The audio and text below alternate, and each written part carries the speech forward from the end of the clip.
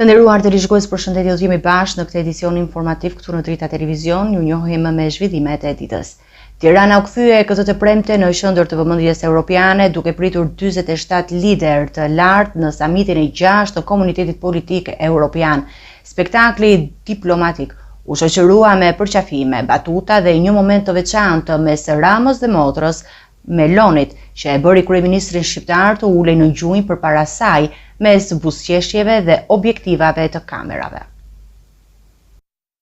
E premtja e 17 majit i dha kryeqytetit shqiptar një vend të veçantë në hartën politike europiane. Tirana priti 47 lider europian në samitin e 6 të Komunitetit Politik Evropian, ku atmosfera zyrtare u kombinua me momente të çiltra, batuta dhe gjeste simbolike mes miqve të vjetër të politikës.